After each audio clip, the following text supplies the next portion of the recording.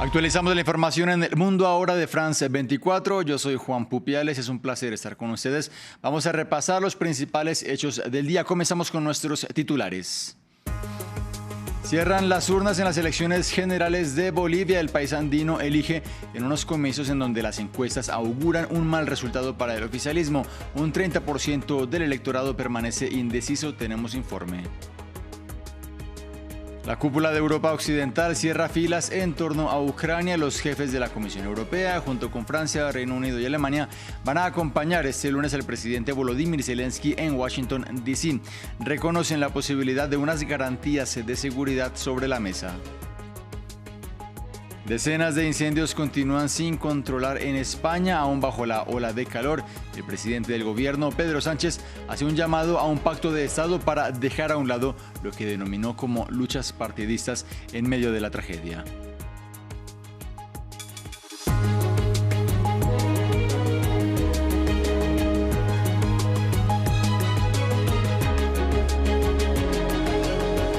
Cierran las urnas en Bolivia en una jornada de elecciones generales en donde las encuestas señalan malos resultados para el oficialismo. Vamos a Santa Cruz de la Sierra con nuestra periodista Natalie Iriarte. Natalie, ¿cómo se desarrolló la jornada en Santa Cruz? ¿Cómo están? Estamos reportando justamente uno de los últimos votos probablemente desde este recinto electoral, el Colegio Británico, donde están cerrando las últimas mesas actualmente. Una jornada tranquila, sin embargo hubieron algunos incidentes como abucheos al alcalde de la ciudad, Johnny Fernández, y también al candidato por el MAS, Eduardo del Castillo. Más allá de eso, la jornada, según el órgano electoral, se ha registrado tranquila. Las actas han llegado a todas las provincias y dentro de todo la población cruceña también recordemos que es muy importante, puesto que es el mayor electorado de todo el país. Santa Cruz cuenta con más de 2 millones de votantes y es la ciudad más importante con la gente muy preocupada por ciertas situaciones económicas como la inflación, la canasta familiar que ha subido a más del 60% y van a ser retos muy duros para quien quede de gobernante actualmente. ¿Qué proponen, Natalie, los candidatos para salir precisamente de la crisis económica y social que atraviesa el país? Recordemos que tenemos 3 candidatos que son los que han liderado las encuestas, las principales como la de C.S. Mori, donde Doria Medina lleva 21.5, pero no llevan gran diferencia con Tuto Quiroga. Doria Medina es de centro derecha, tiene 66 años, Tuto Quiroga tiene 65 años y es neoliberal. Y el candidato de izquierdas, que es el heredero político de Evo Morales, pero sin embargo no ha contado en esta elección con su apoyo, es Andrónico Rodríguez, que tiene una propuesta un poco diferente a la de los otros dos. Lo que más se pide en Santa Cruz, por ejemplo, es que se abran las exportaciones, porque Santa Cruz, recordemos que es el departamento que mueve toda la agroindustria, y esto se ha visto muy golpeado debido a que las exportaciones fueron canceladas en los últimos años por el gobierno de Arce. Entonces los empresarios cruceños están esperanzados en que entre un gobierno de una línea que permita las exportaciones, y en ese sentido los 3 candidatos tienen propuestas interesantes para el agro cruceño. Natalie Iriarte desde Santa Cruz de la Sierra, gracias por este reporte. Nosotros los invitamos a que este domingo se conecten desde las 8 de la noche, hora de Bogotá, Quito y Lima, a nuestra emisión especial de las elecciones en este país, con la conducción de nuestra compañera Ángela Gómez y el trabajo en terreno de nuestro enviado especial Albert Naya, además del análisis de nuestros invitados.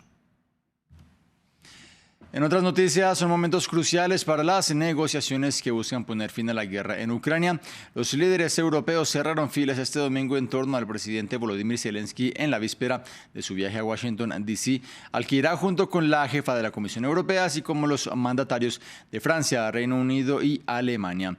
Zelensky se vio con Ursula von der Leyen, presidenta de la Comisión Europea, en Bruselas, a la vez que sostuvo videoconferencias con jefes de Estado del viejo continente. La gran novedad gira en torno a las denominadas garantías de seguridad que ahora Rusia estaría dispuesta a ofrecer a Ucrania. Es un ofrecimiento que celebró el enviado especial de Estados Unidos, Steve Witkoff. Significa que Estados Unidos está potencialmente preparado para ofrecer garantías de seguridad del artículo 5, pero no de la OTAN, sino directamente de Estados Unidos y otros países europeos. Eso es importante, realmente importante. ¿Significa tropas sobre el terreno? ¿Qué significa logísticamente? Creo que parte del debate que mantendremos el lunes a lo largo del día, dado que habrá sesiones de trabajo, se centrará en los detalles específicos que los ucranianos sienten que necesitan. Recordemos que, como mediadores, asistimos a esta cumbre para avanzar la postura ucraniana y lo logramos con éxito. Ahora nos toca a nosotros profundizar en los detalles de lo que los ucranianos necesitan para sentirse seguros en el futuro y, por cierto, lo que también necesitan los europeos. En este contexto compareció ante la prensa el presidente francés Emmanuel Macron, quien aseguró que van a consultar con su homólogo ruso Vladimir Putin hasta qué punto respalda esas garantías que se asemejan a una cláusula colectiva de defensa de la Organización del Tratado del Atlántico Norte, OTAN. Queremos la paz, una paz sólida y duradera, es decir, que respete el derecho internacional, que esté precedida por la restitución de prisioneros y niños y que permita una solución a largo plazo, es decir, que respete la soberanía y la integridad territorial de todos los países. Esta es la responsabilidad de los miembros permanentes del Consejo de Seguridad, incluido Estados Unidos de América, el Reino Unido y Francia, y esto es lo que reiteramos. Solo hay un agresor, Rusia, y hoy solo hay un Estado que fundamentalmente propone una paz que sería una capitulación, y ese es Rusia. ¿Cómo viven los ucranianos estos días que se muestran como cruciales para la resolución del conflicto? El clima es de mucha cautela y hasta desconfianza. Desde Kiev, ampliamos con nuestra corresponsal Emanuel Chas. Para los ucranianos, estos últimos días han sido surrealistas. Vieron cómo Vladimir Putin, el agresor del país, era recibido con todos los honores en Alaska.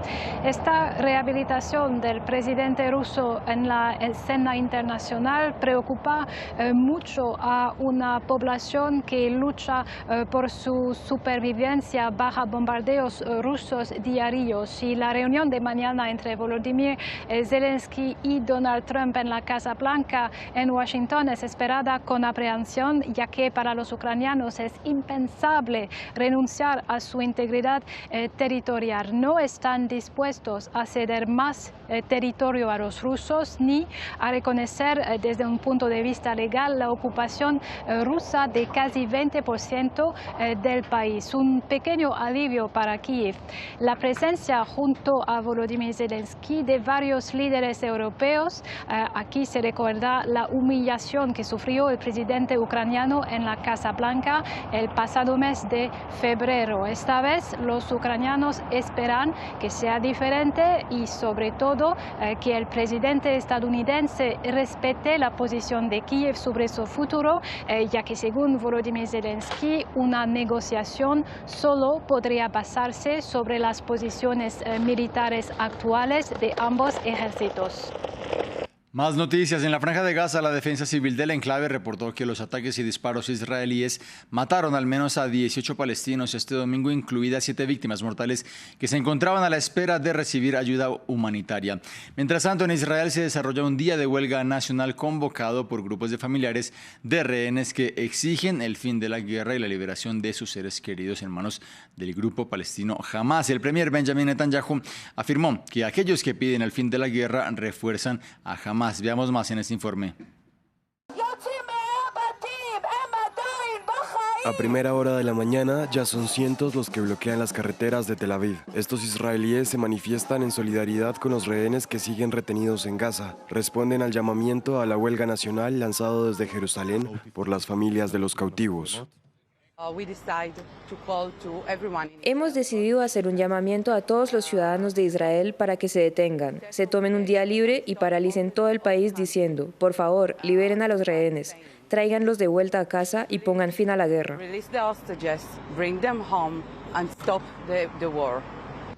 Para las familias, solo un acuerdo negociado con Hamas permitirá la liberación de los rehenes, porque tras 22 meses de guerra, 50 rehenes siguen retenidos en Gaza, 22 de los cuales se presume que siguen con vida. La oposición también ha llamado a sumarse a la huelga, una presión sobre Benjamín Netanyahu que no parece tener mucho efecto sobre el primer ministro israelí, que pretende tomar el control de la ciudad de Gaza y de los campos de refugiados vecinos.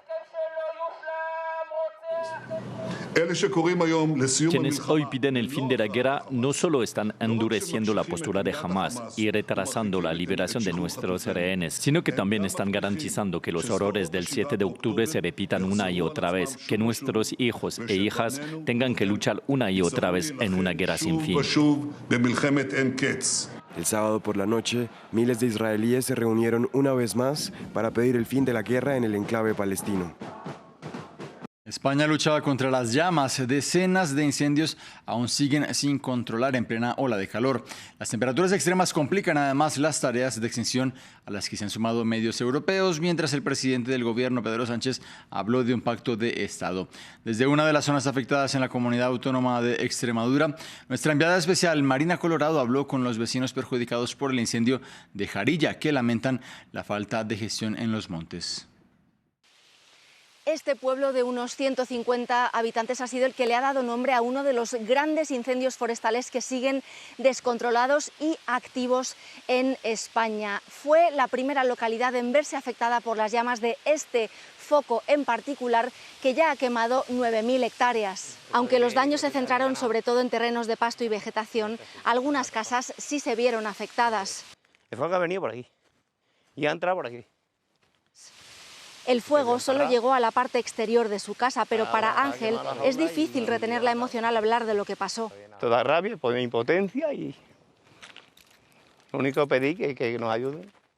La intervención de los bomberos es bienvenida, pero los vecinos se quejan de que cada vez es más difícil gestionar el bosque por la cantidad de regulaciones que prohíben hacer tareas de limpieza que se han llevado a cabo desde hace siglos y que ayudarían a evitar la propagación tan rápida de estos incendios. Gestionarlo, pues, yo qué sé. No sé, yo pienso que debería haber más cabras en los montes y menos cabrones en los despachos. Pero bueno, a ver, es lo que hay, ¿no? No lo ponen fácil porque hay muchísima burocracia. Entonces, pues ya está, ya no tenemos cabras bomberos. Las labores de coordinación de la extinción del incendio se llevan a cabo las 24 horas del día desde este puesto de mando avanzado que ve cómo las llamas avanzan hacia zonas pobladas. Sí, cada vez estos incendios son más frecuentes, los recursos de las comunidades autónomas son limitados y por eso muchas veces debemos saber trabajar con otros dispositivos, con otras comunidades, incluso con recursos de otros países. Eso conlleva que haya una integración de todos los sistemas de trabajo. Una situación que se replica por todo el oeste y noroeste de España, que ha visto cómo en los últimos 10 días se han quemado más de 100.000 hectáreas. Continuamos con más noticias. Este domingo, la aerolínea Air Canada, la más grande del país norteamericano, no va a reanudar sus operaciones y se mantiene la huelga de sus auxiliares de cabina. Son 10.000 de estos empleados los que se mantienen en el paro anunciado el sábado, luego de que se estancaran las conversaciones para un nuevo convenio colectivo. Pese a que el gobierno intervino ayer con una orden de arbitraje, este domingo el sindicato de los trabajadores hizo un llamado a la compañía para que se siente a negociar y acordó no reanudar las operaciones. Solamente el sábado se cancelaron 700 vuelos. Vamos a Argentina con una muestra de solidaridad por parte de miles de motociclistas disfrazados de personajes como los Power Rangers y otros superhéroes y personajes de la ficción. Este colectivo desfiló por las calles del centro de Buenos Aires para llevar dulces y regalos a los niños ingresados en el Hospital Garrahan, un centro pediátrico de alta complejidad afectado por los recortes del gobierno.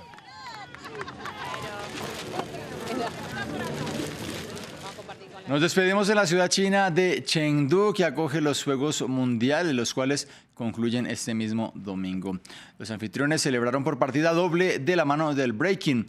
B-Boy Lee Se-in y Big Girl Royal se quedaron con las medallas de oro en las competiciones masculinas y femeninas, respectivamente. De otra parte, la petanca fue una de las últimas disciplinas en entregar preseas y Túnez se impuso a Tailandia para quedarse con el título en la modalidad de dobles masculino.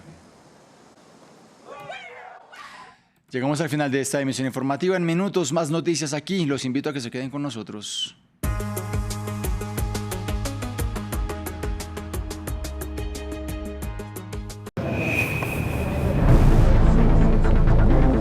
Bolivia va a las urnas para escoger a su futuro presidente en medio de una crisis económica y política sin precedentes. En los últimos 2 años, el incremento de precios y la escasez de combustibles y divisas han atizado conflictos sociales en el país. ¿Logrará la izquierda mantenerse en el poder tras 20 años? ¿Habrá un cambio político en Bolivia? Elecciones Generales de Bolivia. Siga nuestra cobertura en directo con nuestro enviado especial en France 24, france24.com y nuestras redes sociales.